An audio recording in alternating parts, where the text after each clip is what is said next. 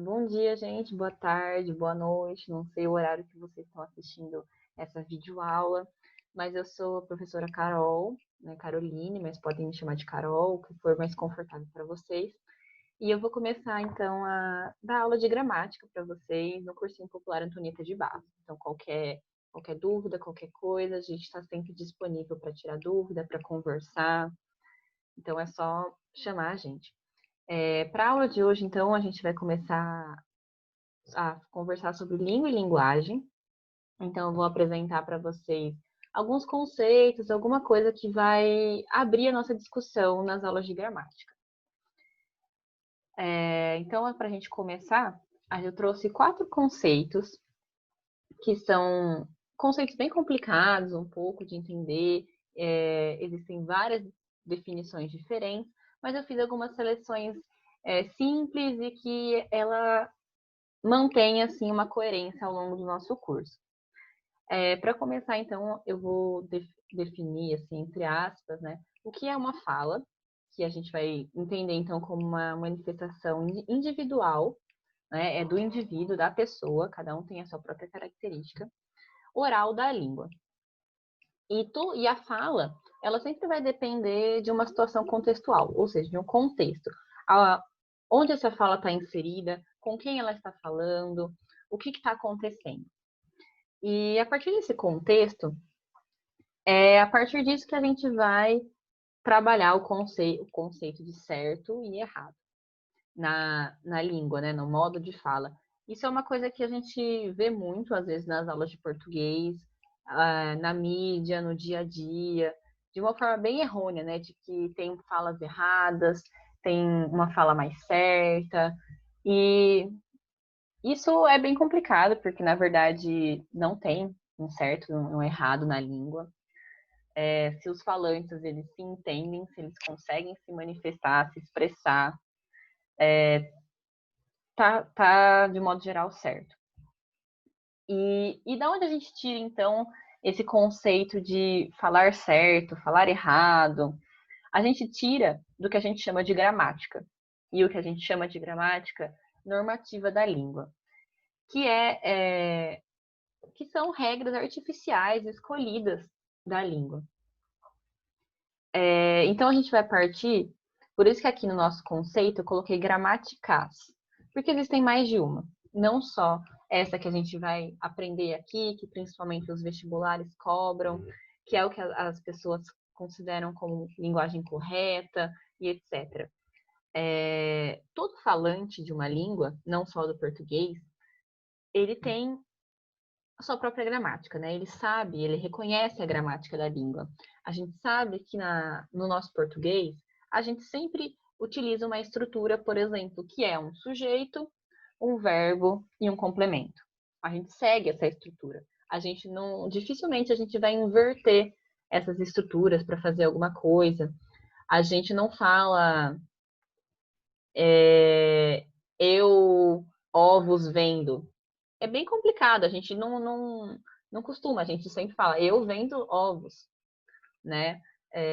Que é a nossa gramática internalizada da nossa língua, é o que faz com que a gente se entenda, com que, independente das variações que isso possa acontecer, se eu conjuguei um pouco o verbo errado, se eu não coloquei um S, se eu não pronunciei, se eu pronunciei uma palavra meio que com uma coisa mais carregada, um sotaque mais acentuado, a gente consegue se entender. E então, por isso que eu também coloquei que existem várias normas, e não necessariamente só uma norma que a gente considera como padrão para a língua oral escrita, que ela geralmente ela está dentro de um contexto, de uma linguagem mais letrada e monitoradas, né, de situações mais restritas. Isso, e como eu já falei também, né, até essa gramática que a gente aprende é uma gramática artificial, né? Ela foi escolhida, ela foi pensada para seguir esse modelo. E se a gente também for pensar mais ainda nas especificidades da língua, a gente vai ver que vai ter variações, vai ter uma divergência entre uma gramática que a gente pode considerar mais próxima do nosso português brasileiro do que uma gramática do português europeu ou dos portugueses africanos também. Mas isso a gente vai deixar para outro tópico, depois eu começo a explicar um pouquinho mais sobre isso. Mas isso, então, é só para a gente um pouco começar a desmentir essa questão de falar certo, falar errado. Uma coisa que depois eu vou abordar com vocês, que é o que a gente chama de preconceito linguístico. Mas essa aula de hoje eu estou pensando em fazer uma coisa meio curta, uma conversa para vocês me conhecerem, para vocês conhecerem um pouco desses conceitos já básicos, e depois a gente vai se aprofundando um pouco mais na disciplina. Então, depois da definição mais ou menos de uma gramática, uma conversa de que existem várias gramáticas, né? Então, eu tenho uma gramática mais informal, que é a que eu vou conversar com meus amigos, né? Uma gramática que eu vou utilizar umas escolhas mais condizentes com o contexto que eu estou inserida. E agora, né, dois conceitos super difíceis de definição, né? Existem várias formas de você definir eles. Linguagem e língua. A linguagem, a gente vai partir dessa aula com o conceito de que é um sistema de signos, né, um conjunto de sinais, de interferências que podem ser verbais ou não verbais, né? Verbais é o que a gente vai falar, né? Escrever, tanto oral quanto escrito, e o não verbais, que podem ser os nossos gestos, pode ser uma imagem, né? Um desenho, que a gente consegue compreender e nos comunicar. Então, a gente vai, por exemplo, é sempre um exemplo bem comum esse, né? A gente olha um sinal vermelho e a gente sabe que a gente tem que parar. A gente entende. Não, ninguém comunicou pra gente, né? Ou tem que parar. É um acordo que a gente faz que a gente compreende essa imagem, né? A gente entende que dentro do contexto de trânsito, se a gente olha o sinal vermelho, a gente para. Então, a gente vai considerar uma linguagem um conjunto de signos que resultam na compreensão, né? Que a gente consegue entender eles de alguma forma, que tem algum significado. Então, a língua, eu trouxe uma definição de dois autores, né? Cunha e Sintra, que são linguistas, eles trabalham bastante com gramática, com a língua, e a definição deles para a língua, dentro de milhões de definições que existem dentro da área, é que a língua é um sistema gramatical pertencente a um grupo de indivíduos. É uma expressão da consciência de uma coletividade. A língua é um meio porque ela concebe o mundo que a cerca e sobre ela age.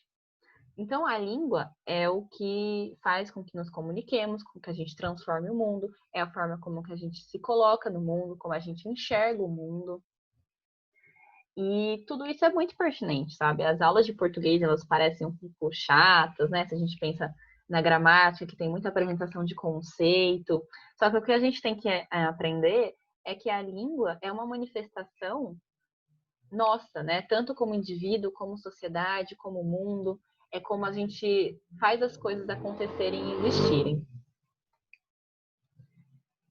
E aqui eu trouxe, só como ilustração, como um pequeno comentário, o que a gente chama de linguagem das abelhas, né? Como eu falei que linguagem, ela é um conjunto de signos, né? Que a gente consegue se expressar, se entender.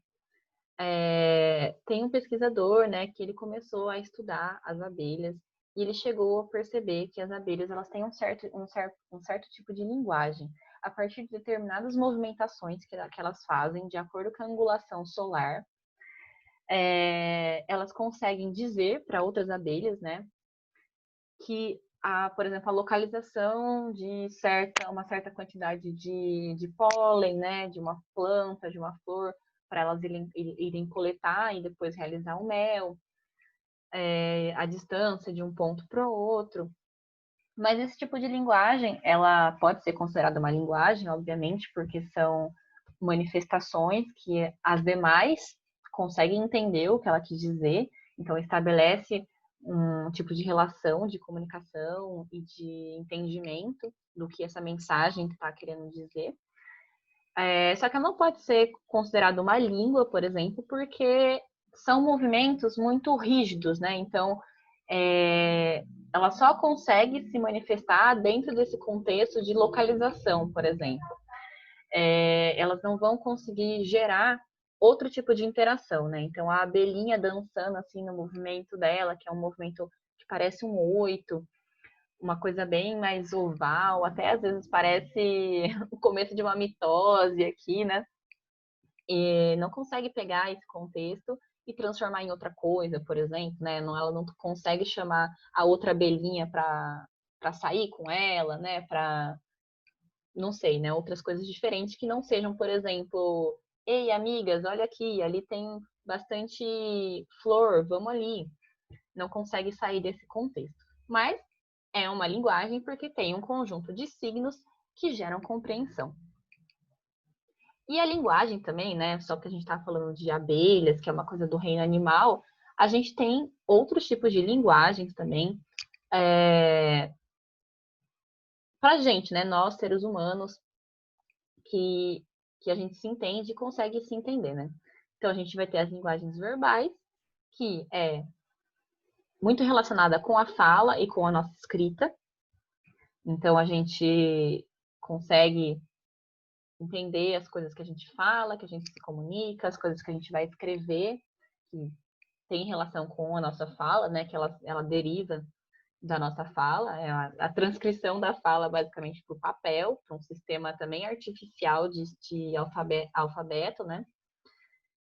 A gente vai ter então também o não verbal, que a gente pode trabalhar como uma linguagem a partir de imagens, né? Ou interações, manifestações, por exemplo, uma linguagem da dança, né? A gente tem passos, uma linguagem corporal, que isso interfere, que isso gera também uma comunicação, uma expressão, né? Você se expressa, às vezes, através da dança, através da música, né? Tem a linguagem musical, por exemplo, que é uma linguagem que mescla um pouco, né? O verbal e o não verbal, porque a gente também tem lá, eu não, desculpa, né? Se alguém é músico, eu não sou música, não tenho muito estudo na música, mas eu vou chamar de desenhinhos, mas eu sei que tem um nome meio específico, né? Que a gente coloca na pauta, tem a nossa clave de sol também, ou as outras claves, que eu sei um pouco que tem, outros tipos disso. E, né, mistura também linguagem verbo não visual, que às vezes a gente tem um desenho que mistura com escritos, né? Às vezes uma coisa de colagem. Então a gente tem outros tipos de linguagem. E também a gente pode considerar a linguagem de outros dois aspectos, né? Uma linguagem literal e uma linguagem figurada. A linguagem literal a gente considera que são a coisa do jeito que ela é, assim, meio que o significado do dicionário, a gente pode colocar assim, né? Então, se eu falo, eu abri a porta, eu quero dizer literalmente, né, que eu abri a porta, né? Eu fui lá, a porta estava fechada, eu abri e entrei. Mas eu também posso falar no sentido mais figurado, né?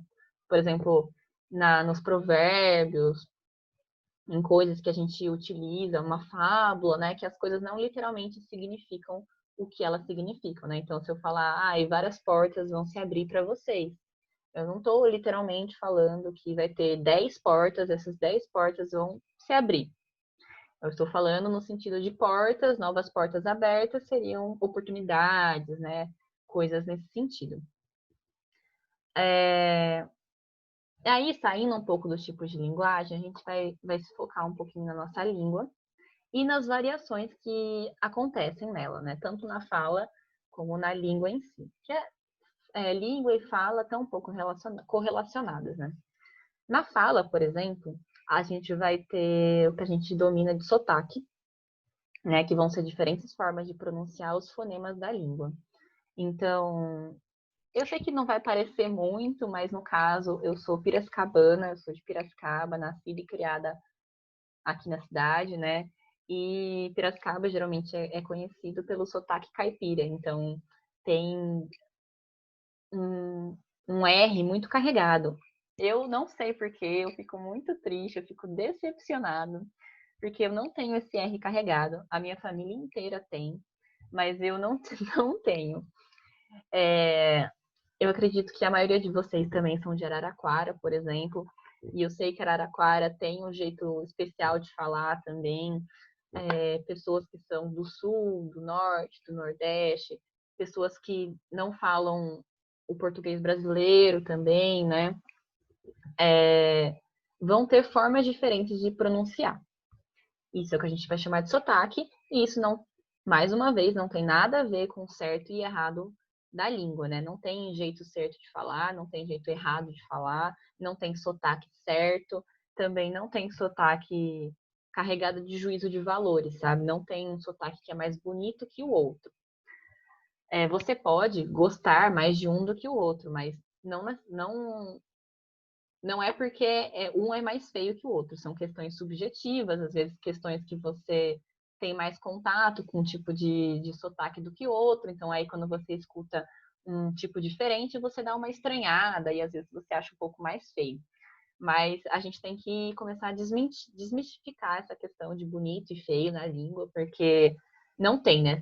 Existem formas diferentes, existem variações diferentes dentro da língua. E todas elas são válidas, têm sua própria características e devem ser valorizadas e respeitadas como qualquer outra característica dos seres humanos, né? Um outro tipo de variação também que a gente pode ter na nossa língua são variações históricas, que elas ocorrem com, com a passagem do tempo, né? Então, vocês podem perceber, por exemplo, que às vezes existem algum tipo de diferença entre a fala dos seus avós e as suas falas, por exemplo. Ou mais ainda, né? Porque se você pega esse tempo, assim, né? É uma coisa meio curta. Mas se a gente pega um texto do Camões, um texto do Machado de Assis, um texto, né, de 1500, a gente vai perceber que tem palavras, tem sentenças, tem formas de escritas que não condizem mais com o que a gente utiliza hoje. Então é isso que a gente chama de variações históricas, né? Que com o tempo a língua vai mudando, as situações são diferentes, as escolhas que fazemos mudam. E quando, por exemplo, a gente encontra essas situações de que a gente até estranha, né? Do tipo, nossa, ninguém mais usa essa palavra, ou se usa essa palavra, nem é mais nesse contexto, que estranho. Ou até mesmo, né, questão de ortografia, no sentido, nossa, essa palavra era com PH, nossa, essa palavra era com R e hoje é com L, que coisa estranha. É o que a gente pode chamar de arcaísmo, por exemplo, né? São coisas da língua que tem essa demarcação histórica, né? Você consegue até localizar, às vezes, no tempo de que essa palavra era usada e hoje em dia não é mais, né? Ela cai em desuso, não é tão corriqueira. Ou às vezes até não é mais considerado nem, nem legítima assim, né? Então, por exemplo, as escritas, antigamente a gente escrevia farmácia com PH, hoje em dia é só com F. A gente não considera mais essa escrita, né? Então, também tem que fazer alterações. Mas também, né, agora que eu falei um pouco de escrita, eu quero diferenciar as questões com vocês, né? Fala e escrita barra ortografia também, né? São questões diferentes da língua.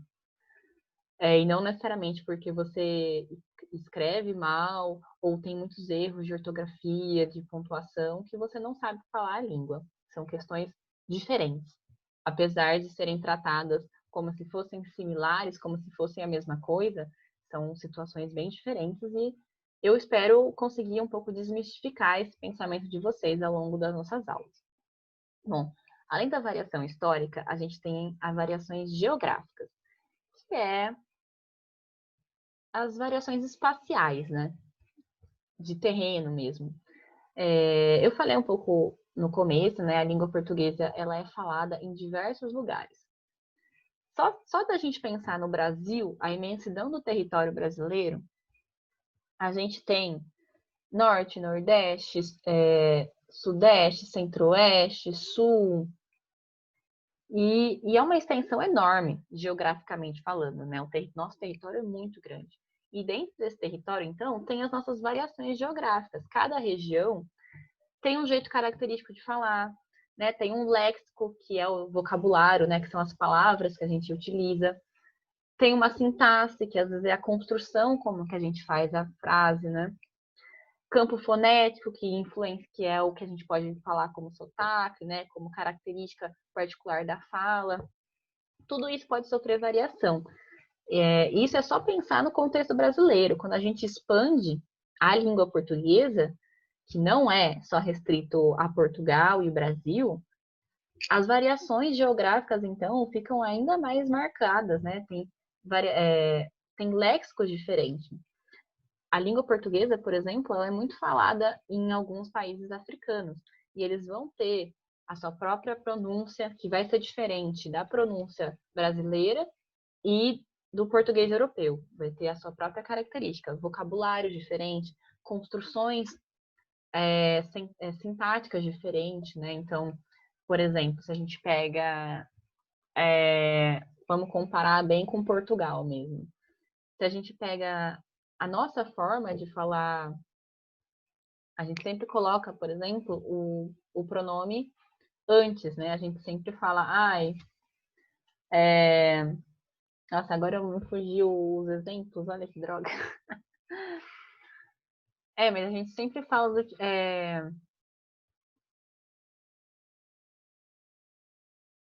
Nossa, gente, esqueci agora, peraí.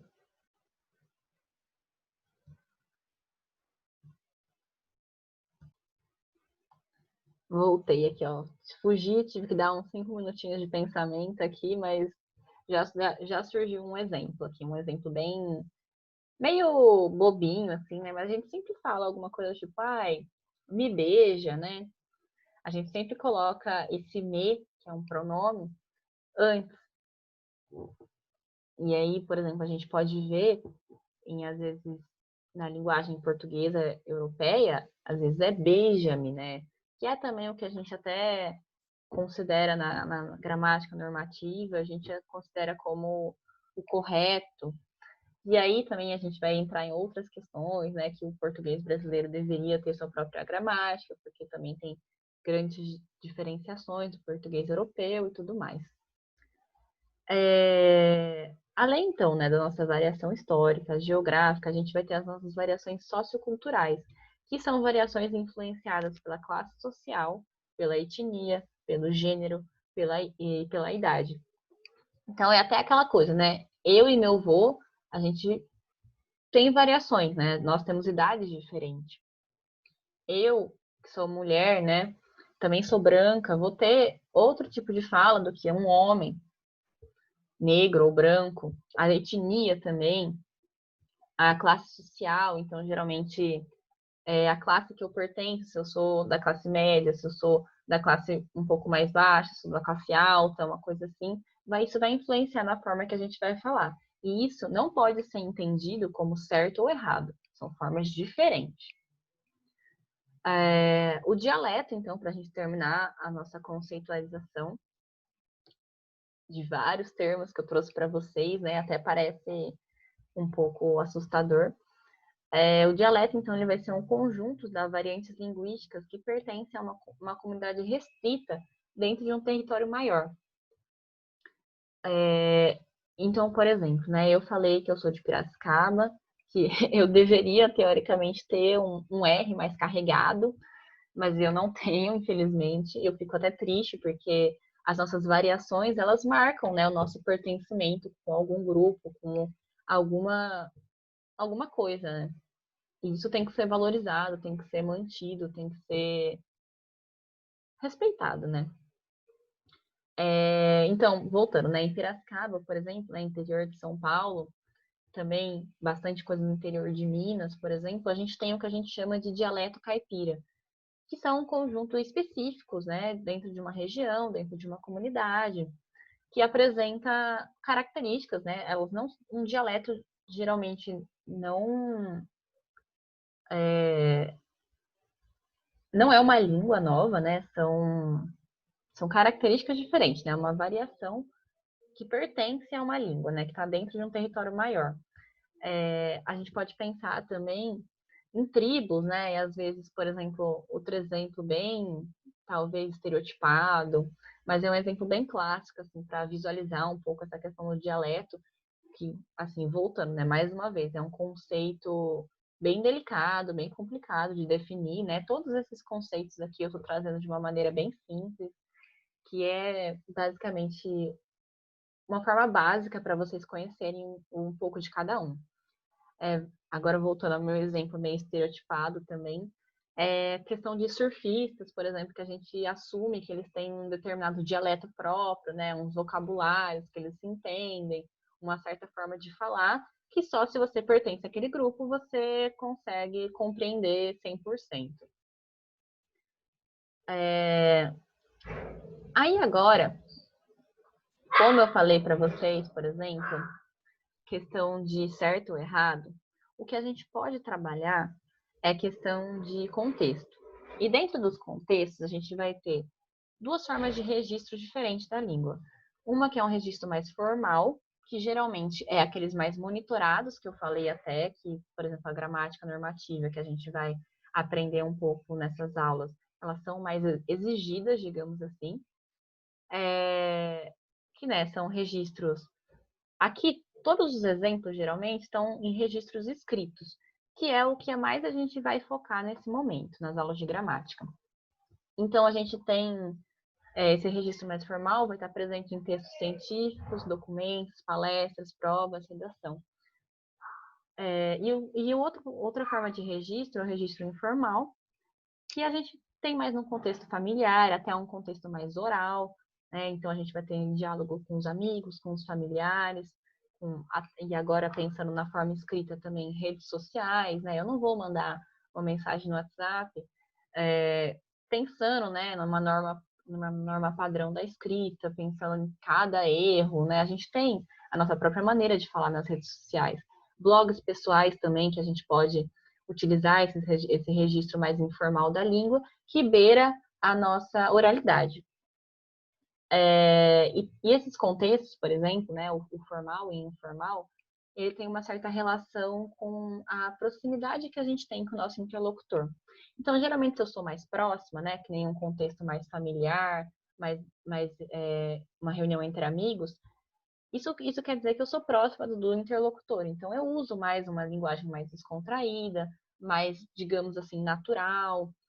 E esse contexto também a gente pode chamar de linguagem coloquial, que é um pouco diferente do registro formal, que geralmente a gente expressa um certo distanciamento, né? Às vezes a gente não conhece muito bem, ou mesmo se conhece, né? O contexto exige outro tipo de linguagem.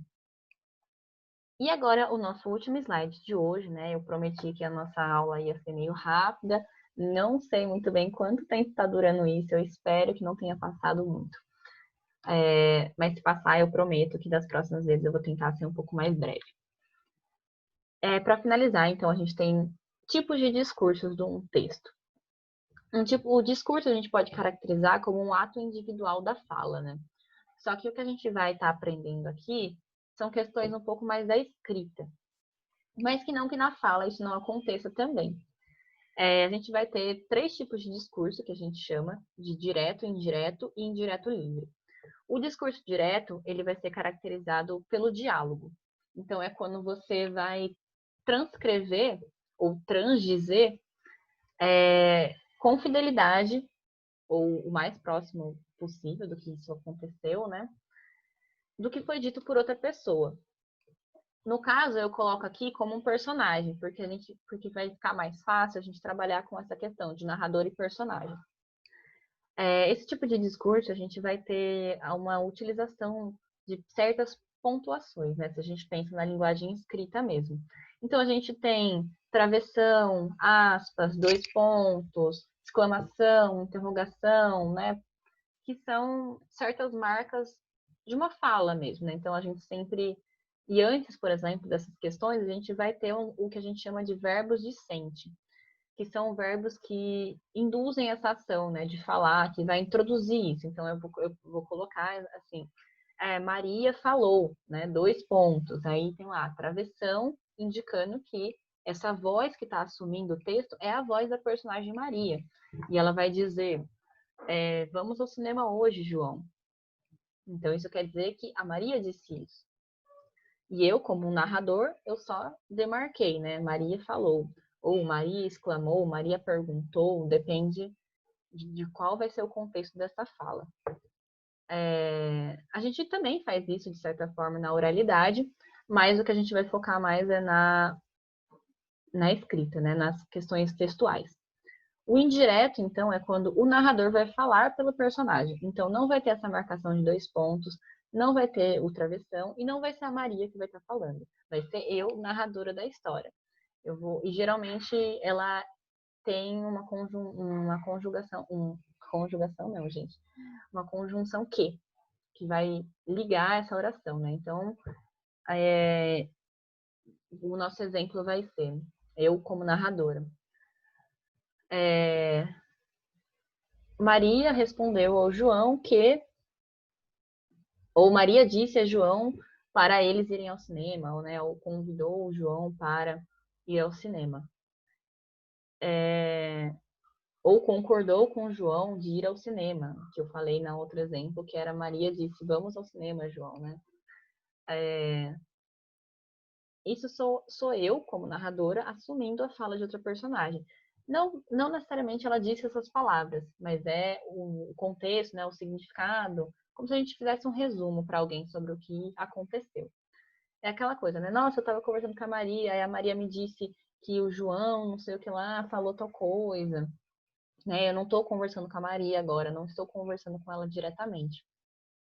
E o indireto livre, que é um tipo de discurso totalmente literário, que vai ser a confluência, ou seja, a mistura desses dois modos, do direto e do indireto. Então, a voz do narrador e a voz do personagem se confundem.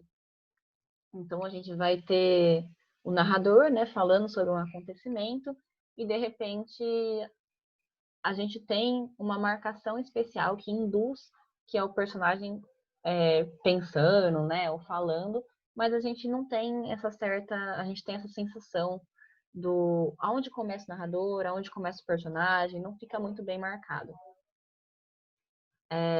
Então seria alguma coisa do tipo Maria aceitou o convite para ir ao cinema com o João. Ai, será que ele gosta de mim? Né? Ai, será que ele gosta de mim?